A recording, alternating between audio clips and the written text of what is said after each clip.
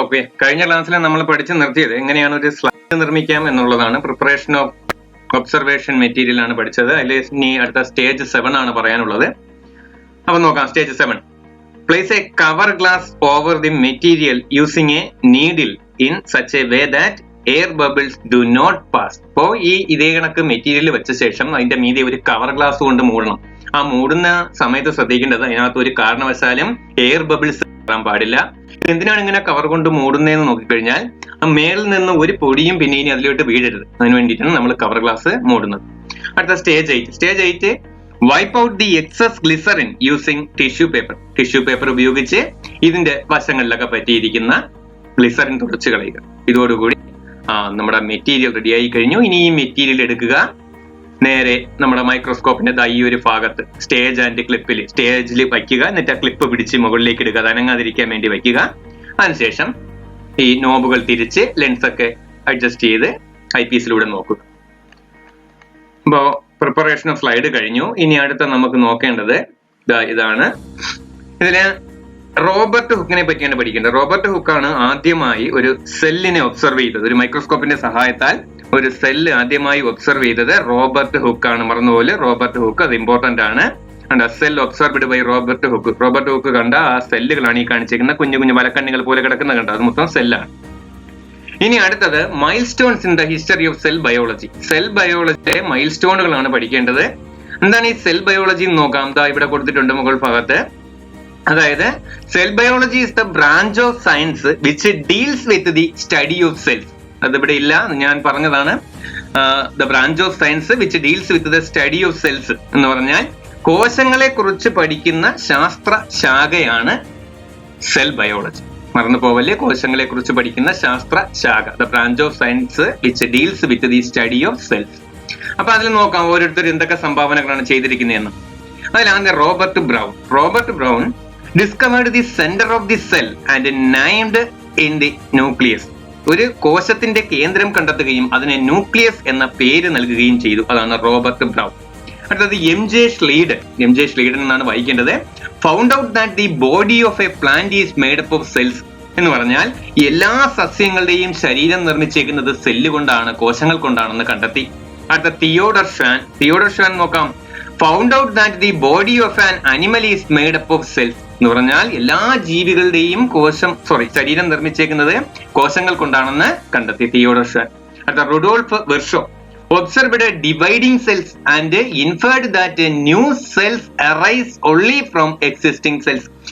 Dividing cells കണ്ടെത്തി എന്ന് പറഞ്ഞാൽ നിലവിലുള്ള ഒരു കോശം ഡിവൈഡ് ചെയ്താണ് 2 കോശങ്ങളായി മാറുന്നത് എന്ന് അദ്ദേഹം കണ്ടെത്തി. നിലവിലുള്ള കോശങ്ങളിൽ നിന്ന് മാത്രമേ പുതിയ കോശങ്ങൾ ഉണ്ടാവൂ എന്ന് കണ്ടെത്തിയത് റുഡോൾഫ് വെർഷോയാണ്.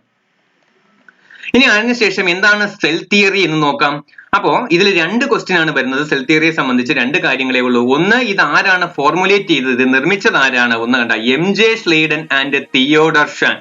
അപ്പൊ എം ജെ ശ്ലീഡനും തിയോഡർ ഷ്വാനും കൂടി ചേർന്നാണ് സെൽ തിയറി കണ്ടെത്തിയത്. അതിന്റെ പ്രധാന കൺസെപ്റ്റുകൾ, അതിന്റെ മെയിൻ കൺസെപ്റ്റ് അതിൽ എന്തൊക്കെയാണ് പറഞ്ഞേക്കുന്നതെന്ന് ചോദിച്ചാൽ, ഒന്ന്, the body of all organism is made up of cells. എല്ലാ ജീവികളുടെയും, സസ്യങ്ങളായിരുന്നാലും ജന്തുക്കളായിരുന്നാലും എല്ലാ ജീവികളുടെയും ശരീരം നിർമ്മിച്ചേക്കുന്നത് എന്തുകൊണ്ടാണ്? സെല്ല്, കോശങ്ങൾ കൊണ്ടാണ്. അടുത്ത, cells are the structural and functional units of organism. എന്ന് പറഞ്ഞാൽ ഒരു ജീവിയുടെ ജീവധർമ്മപരവും അടിസ്ഥാനപരവുമായിട്ടുള്ള അടിസ്ഥാന ഘടകം എന്ന് പറയുന്നത് സെല്ലാണ്, കോശമാണ്. അങ്ങനെ അടുത്തത് ഫങ്ഷൻ ഓഫ് സെൽസ്. അടുത്ത ചോദ്യമാണ് ഫങ്ഷൻ ഓഫ് സെൽസ്. അതായത് ഒരു കോശത്തിന്റെ ധർമ്മങ്ങൾ എന്തൊക്കെ നോക്കാം. ഒന്ന്, റിലീസ് എനർജി ഫ്രം ന്യൂട്രിയൻസ്. നമ്മൾ കഴിക്കുന്ന ആഹാരത്തിൽ നിന്ന് ന്യൂട്രിയൻസ് ഉപയോഗിച്ച് അതിൽ നിന്ന് എനർജി റിലീസ് ചെയ്യുന്നു. ഇത് 9ാം ക്ലാസ്സിലെ ഫസ്റ്റ് ചാപ്റ്ററിൽ നമുക്ക് എങ്ങനെയാണ് എനർജി റിലീസ് ആവുന്നത് എന്ന് നമുക്ക് പഠിക്കാനുണ്ട്. അത് പിന്നീട് നോക്കാം. അടുത്ത, സിന്തസിസ് ബയോമോളിക്യൂൾസ് എന്ന് പറഞ്ഞാൽ ജൈവ തന്മാത്രകൾ നിർമ്മിക്കുന്ന നമ്മുടെ ശരീരത്തിന് ആവശ്യമായ ജൈവ തന്മാത്രകൾ, അതെല്ലാം പിന്നീട് പഠിക്കാനുണ്ട്. അടുത്ത, റെസിസ്റ്റ് ഫോറിൻ പാർട്ടിക്കിൾസ്. ഇതിൽ ഫോറിൻ പാർട്ടിക്കിൾസ് എന്ന് ഉദ്ദേശിക്കുന്നത്, പ്രധാനമായും ഉദ്ദേശിക്കുന്നത് ജേംസിനെയാണ്, രോഗാണുക്കളെയാണ് ഉദ്ദേശിക്കുന്നത്. നമുക്ക് രോഗങ്ങളൊന്നും വരാതെ നമ്മളെ സംരക്ഷിക്കുന്നത് ആരാണ്? നമ്മുടെ സെൽസ്, കോശങ്ങളാണ്. ഇനി ഇവിടെ ഒരു പ്ലാന്റ് സെല്ല് കൊടുത്തിട്ടുണ്ട്. ഒരു സസ്യകോശമാണ് ഈ കാണിച്ചിരിക്കുന്നത്. ഇവിടെ ഉണ്ട് പ്ലാന്റ് സെൽ, സസ്യകോശം. ഒരു സസ്യകോശത്തിന്റെ പ്രധാനപ്പെട്ട ഭാഗങ്ങൾ ഏതൊക്കെ, അവയുടെ ഫംഗ്ഷൻ, ധർമ്മങ്ങൾ എന്തൊക്കെ, അതാണ് ഇനി താഴോട്ടുള്ള പോർഷനിലുള്ളത്. അപ്പൊ ജസ്റ്റ് ആ ഒരു പിക്ചർ ഒന്ന് എക്സ്പ്ലെയിൻ ചെയ്ത ന്യൂക്ലിയസ്, നേരത്തെ പറഞ്ഞ സെന്റർ ഓഫ് ദി സെൽ എന്ന് പറഞ്ഞ ന്യൂക്ലിയസിന്റെ പടമാണ് ഈ കാണിച്ചിരിക്കുന്നത്. ഇനി അടുത്തത് സെൽ മെംബ്രെയിൻ ഉദ്ദേശിച്ചത് ഇതിനകത്തുള്ള കവറിംഗ് ആണ്. ആ കോശത്തെ, ആ സെല്ലിനെ കവർ ചെയ്തേക്കുന്നതാണ് സെൽ മെംബ്രെയിൻ. അടുത്ത റൈബോസോം. റൈബോസോം ഇവിടെയുള്ള കുഞ്ഞു കുഞ്ഞു കുത്തുകൾ ഇവിടെ കൊടുത്തിട്ടുള്ളതാണ് റൈബോസോം എന്ന് ഉദ്ദേശിക്കുന്നത്. എൻഡോപ്ലാസ്മിക് റെറ്റിക്കുലം ഇവിടെ കാണിച്ചേക്കുന്ന ഈ വരകളാണ് എൻഡോപ്ലാസ്മിക് റെറ്റിക്കുലം. അടുത്ത സൈറ്റോപ്ലാസം ഇതിനകത്തുള്ള ഫ്ലൂയിഡ് പാർട്ടാണ്, ദ്രാവക ഭാഗമാണ് സൈറ്റോപ്ലാസം അഥവാ കോശദ്രവ്യം. അത് പിന്നീട് പഠിക്കാം. അടുത്ത ക്ലോറോപ്ലാസ്റ്റ് കൊടുത്തിട്ടുണ്ട്. ക്ലോറോപ്ലാസ്റ്റ് കാണിച്ചേക്കുന്നതാണ് ക്ലോറോപ്ലാസ്റ്റ് എന്ന് പറയുന്നത്. അടുത്ത സെൽ വാൾ, കോശഭിത്തി. സെൽ വാൾ ഇതാണ് കോശഭിത്തി. നോക്കാം. അടുത്ത മൈറ്റോകോൺട്രിയോൺ. മൈറ്റോകോൺട്രിയോൺ മലയാളം മീഡിയത്തിനൊക്കെ ഈ വാക്കുകൾ തന്നെയാണ് വരുന്നത്. മൈറ്റോകോൺട്രിയോൺ. അടുത്ത വാക്യൂൾ, ഫേനം എന്ന് പറയും. ഫേനം നോക്കാം, അത് പിന്നീട് പഠിക്കാം, എക്സ്പ്ലെയിൻ ചെയ്ത്. അടുത്ത ഗോൾജി കോംപ്ലക്സ്, ഗോൾജി കോംപ്ലക്സ് ഈ കാണിച്ചേക്കുന്നത്. ഇതാണ് ഒരു സസ്യ ശരീരത്തിന്റെ പ്രധാന ഭാഗങ്ങൾ. ഓക്കെ, ഇനി നമുക്ക് അതിൽ ഓരോന്നായിട്ട് എക്സ്പ്ലെയിൻ ചെയ്യേണ്ടതുണ്ട്. അടുത്ത മൈറ്റോകോൺട്രിയോൺ. അതിന്റെ പടം കണ്ടല്ലോ, സാധാരണയായി പരീക്ഷയ്ക്ക് വരുന്നത് ഈ ഒരു പിക്ചർ മാത്രം തരും, എന്നിട്ട് ഐഡന്റിഫൈ ചെയ്ത പ്ലാന്റ് പാർട്ട് എന്ന് പറഞ്ഞ് തരും. അതിന്റെ ഫംഗ്ഷൻ എഴുതാനും ചോദിക്കും. അപ്പൊ ഈ പടങ്ങൾക്ക് വളരെ പ്രാധാന്യമുണ്ട്, പടം ശ്രദ്ധിച്ച് നോക്കുക. മൈറ്റോകോൺട്രിയോൺ എന്തെന്ന് നോക്കാം. Power house of the cell. ഒരു സെല്ലിന്റെ, ഒരു കോശത്തിന്റെ പവർ ഹൗസ് ആയിട്ടാണ് അറിയപ്പെടുന്നത്. എന്ന് വെച്ചാൽ എനർജി നിർമ്മിക്കുന്ന സ്ഥലമായിട്ടാണ് അറിയപ്പെടുന്നത്. Helps in the production and storage of energy.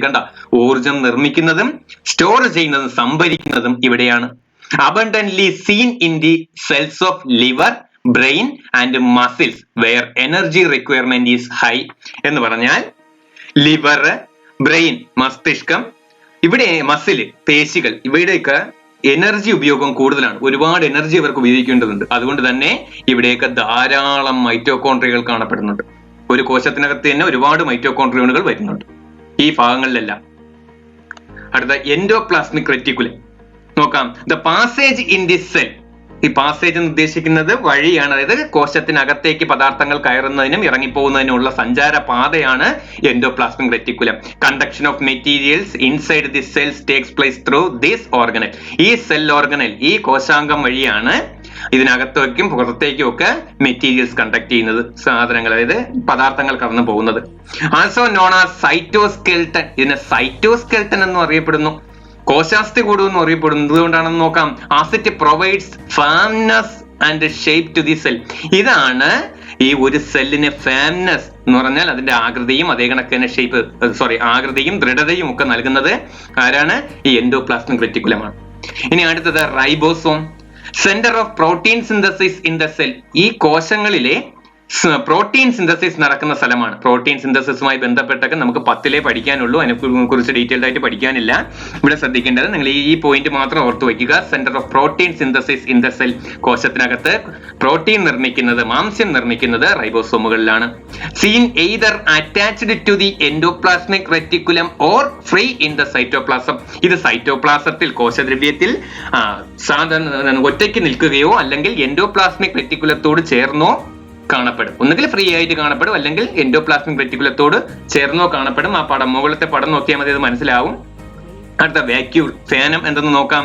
Covered by a characteristic membrane called tonoplast. Tonoplast എന്ന് പറയുന്ന പ്രത്യേക തരത്തിലുള്ള ഒരു കവറിംഗ് ഇതിനുണ്ട്. അടുത്ത stores water, salts, excretory materials etcetera. ഇനി ഇവിടെ എന്തൊക്കെ സ്റ്റോർ ചെയ്യുന്നു? ജലവും മറ്റ് ലവണങ്ങളും വേസ്റ്റ് മെറ്റീരിയൽസ്, അതാണ് എക്സ്ക്രീറ്ററി മെറ്റീരിയൽസ് ഉദ്ദേശിക്കുന്നത്. ഇതെല്ലാം ഇവിടെ സ്റ്റോർ ചെയ്ത് വയ്ക്കുന്നു. അടുത്തതായി Golgi complex. Collects cell secretions like enzymes, hormones, mucus etcetera in small vesicle. Small vesicle എന്ന് ഉദ്ദേശിക്കുന്നത് ചെറു സ്തര സഞ്ചികളാണ്, ചെറു അറകളാണ്. ഇവയ്ക്കകത്ത് എൻസൈമുകളെയും ഹോർമോണുകളെയും, ഹോർമോണിനെ പറ്റിയൊക്കെ 10 പഠിച്ചാൽ മതി. ഹോർമോൺ എന്താണെന്ന് പിന്നീട് നോക്കാം. അപ്പൊ ഹോർമോൺ, എൻസൈം, മ്യൂക്കസ്, ശ്ലേഷ്മം എന്ന് പറയുന്നതിന്. അപ്പൊ ഈ ശ്ലേഷ്മം ഇതിനെല്ലാം എന്ത് ചെയ്യുന്നു? കളക്ട് ചെയ്ത് വെക്കുന്നു. Seen plenty in glandular cells. Glandular സെല്ലുകളിൽ ഇത് ധാരാളമായി കാണപ്പെടും. ഗ്ലാൻഡുകളെ പറ്റിയും നമുക്ക് 10 പഠിക്കാനുള്ളൂ. അത് എന്താണെന്ന് പിന്നീട് പഠിക്കാം. അപ്പോൾ ഇന്ന് നമ്മൾ ഈ ക്ലാസ്സിൽ ഇത്രയേ പഠിക്കുന്നുള്ളൂ. ഇനി ബാക്കി ഭാഗം അടുത്ത ക്ലാസ്സിൽ നമുക്ക് നോക്കാം. ഓക്കെ, അപ്പൊ എല്ലാവരും ഇത് കാണുക, നല്ലവണ്ണം പഠിക്കുക, നന്നായിട്ട് പല പ്രാവശ്യം റിപ്പീറ്റ് ചെയ്ത് ഇത് കാണുക, കണ്ട് കേട്ട് പഠിക്കുക. ഓക്കെ.